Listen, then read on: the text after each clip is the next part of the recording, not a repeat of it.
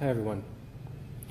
There are those who think that the role of religion is limited to a space like this, a beautiful sanctuary, carefully designed colors, ritual objects, beautiful, beautiful people filling it, protected from sound, protected from the street, protected even from those who would pray in different ways. Not protected in an aggressive way, it's just a self-defined community. There are those who think that the role of religion is contained in sanctuaries. If you follow the Torah week by week, you know that there are parts of the Torah that simply don't believe that don't believe that society is something outside of religion's scope.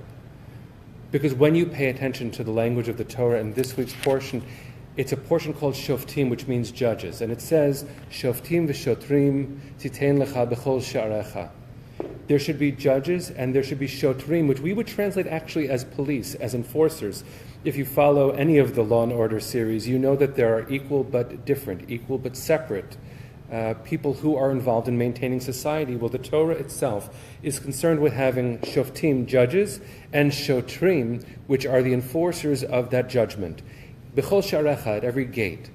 And the rest of the parsha, the rest of the Torah portion, continues to talk in words that we have heard before. It says, tzedek, tzedek tirdov, justice, justice, pursue. There cannot be justice without the pursuing, meaning you can have a judge who sits up in an ivory tower or who sits ensconced in Congress or even who sits in a role of religious authority who thinks that that's all there is to it. All there is to it is the judgment that's cold and learned and decided inside of a space, inside of one space. But when you pay attention to what justice means and the Torah's notion of it, it is justice that requires shotrim. You need to have officers. You need to have people who enforce that justice in society. And if you wonder where I think this applies, the answer is everywhere. You know, in this room, this sanctuary, this is where I spend a lot of time. And there are times where I am presenting what I believe the Torah believes we are called to do in the world. And sometimes someone says to me, Rabbi, that's so political. It's so political. You're making a political statement. Well, have you read the Parsha, I would say in this case? The Torah itself is a political statement. There should be justice in your society. The Torah is not talking in this part about check whether or not your swordfish is kosher. Check whether or not the clothing you're wearing has a combination of animal product and plant product. No, there should be justice in society, and that is the Torah's concern. And if you wonder about a very modern application, well, this beautiful room that I'm in is part of a building that resides on University Avenue in Berkeley. Where in our society today, a place where justice is deserved no less than any other place in the world, there will be neo-Nazis and white supremacists marching in just a few days. We are going to be visited by the worst of society, not only the worst of America, not only the worst of what privilege has meant in the world. We are going to be visited by hatred, the likes of which the world is seeing more and more of. We thought we were done with it, but we are not done with it, and the Torah never presumes that we will be done with it. We need to have judges, and we need to have enforcers of justice. And in fact, the Torah warns, if you think that you're the kind of person who can tell an objective fact, you want an application of what news is in our world, the Torah had something to say about that too. Well, it says, be careful about bribery because it can blind the chachamim. Not that bribes can seduce away someone who is not so careful with facts. No, if you are tempted by things, you are tempted, especially if you think that you can discern what objective fact is. So the question is, when hatred visits itself within a society that aches to be just, what do you do? Well, I will read you only one part of this week's portion. It talks about what happens when you arrive at your place of promise. You think that you made it. You've arrived. Well, you might appoint for yourself a king. And the Torah doesn't like kings. The book of Deuteronomy, of Devarim, actually really doesn't like kings. And who would? Who likes the idea that power would be located in any one place? And in fact, Shoftim, the judges, and Shotrim, the enforcers, are never acting individually. They're always acting communally. You can't be a judge on your own, and you can't be an enforcer on your own, because we don't trust one person with that kind of power. One person to determine what justice is. One person to decide where to use legitimate forms of violence. And if you don't like the phrase, and I don't, I'm involved in a group called Rabbis Against Gun Violence. Violence is awful. It's a sin against God to commit an act of violence against a person. But we do have police who are there to enforce the rules of justice, to keep society safe. It is true that police pay attention when Black Lives Matter come together, or where there are protests. The question is, are the police just as active in Charlottesville, where there are acts of violence being threatened against others? Meaning, do white supremacists receive the same kind of militarized police response as the Black Lives Matter movement has? Those are questions that a just society must ask. The part of our parsha that I'll end with is this one.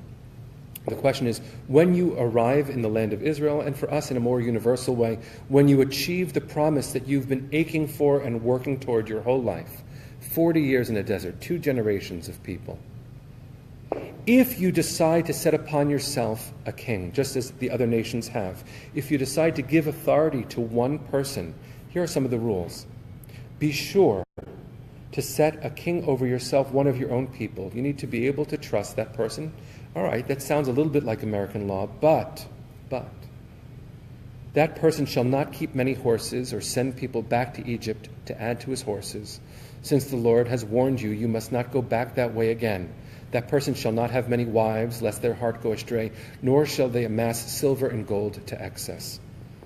Does that sound resonant in terms of our current American moment, where the seat of power is contaminated by wealth, where the people who are being charged with the implementation of justice in our society are swayed by incredible amounts of wealth and disregard of humanity? The question that we have to ask ourselves is this, and the Torah asks it this week, and we must ask ourselves in this day and every day. Do I crave power? And if I do, should I wield it? Should we ever elect people to office who crave power, so much so that they disregard everything along the way? The Torah's narrative is not one that's so clean. You shouldn't appoint someone who's different from you. All right, so we've learned since the best way to have a just society is to know that the image of God is in every possible member of society. Every possible member who wants to reach these shores, who was born in these shores. It's not, they shouldn't have many wives. They should have fidelity in life. And they shouldn't be susceptible to bribes, which means they can never act alone.